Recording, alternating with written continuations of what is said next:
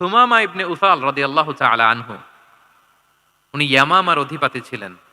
রাসূল সাল্লাল্লাহু আলাইহি ইসলামকে হত্যা করতে এসেছিলেন গোপনে। কি করতে? হত্যা করতে। কি করতে বলেন সবাই?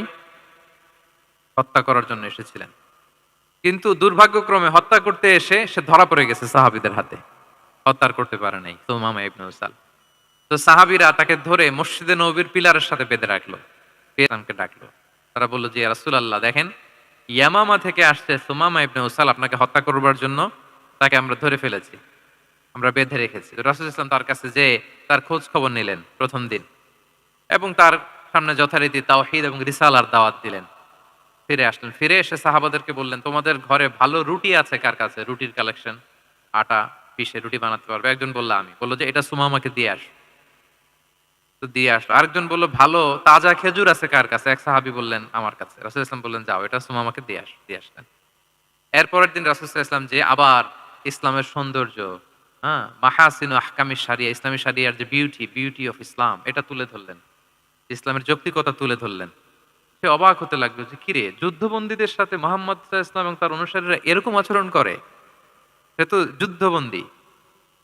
এত সুন্দর আচরণ। তাকে আবার ইসলামের সুশীতল বাণীগুলোর প্রতি আহ্বান করে রাসূল ইসলাম বাড়িতে এসে এবার নিজের যে উট আছে, উটকে যে পালে সে রাখালকে বলল, তুমি উটের দুধ দহন করে তাকে কিছু দুধ দিয়ে আসো যাও। সুবহানাল্লাহ। আসছিল রাসূল সাল্লাল্লাহু আলাইহি ওয়াসাল্লামকে কি করতে? হত্যা করতে। তো তাকে উটের গরম দুধ দিয়ে আসা হলো। সে পেট ভরে খেলো। তৃতীয় দিন এবার রাসূল সাল্লাল্লাহু আলাইহি ওয়াসাল্লাম যে ইসলামের যে ভবিষ্যৎ, ইসলাম মানলে যে জান্নাতে থাকা যাবে এগুলো সব বললেন এবং তাকে আরো অনেক মেহমানদারি করলেন, আপ্যায়ন করলেন। ৩ দিন যখন রাসূল সাল্লাল্লাহু আলাইহি ওয়াসাল্লাম ইসলামকে তার সামনে এভাবে প্রেজেন্ট করলেন, আপ্যায়ন করলেন, ভালো আচরণ দেখালেন, সে অবাক হয়ে গেল। আল্লাহ তাআলা তার হৃদয়টাকে নূর দিয়ে আলোকিত করে দিলেন।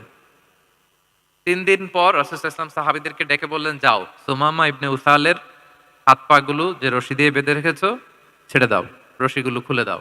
সাহাবারা বলেন কি ইয়া রাসূলুল্লাহ, সে তো খুনী, সে সুযোগ পেলেই তো অ্যাসাসিনেট করতো, তার হাতের রশি খুলে দিত আপনাকে মেরে ফেলবে।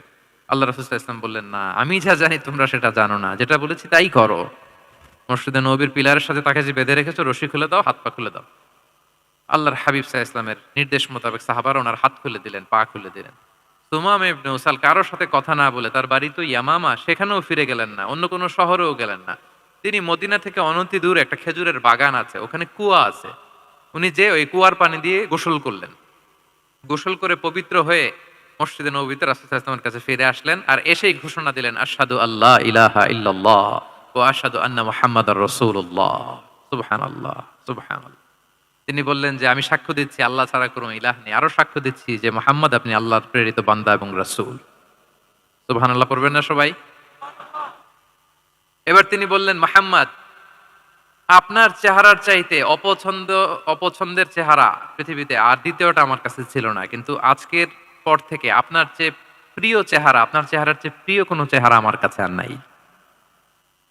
ইসলামের চেয়ে অপছন্দনীয় ধর্ম আমার কাছে আর ছিল না। কিন্তু আজ থেকে ইসলামের চেয়ে পছন্দনীয় কোনো ধর্ম আমার কাছে নাই।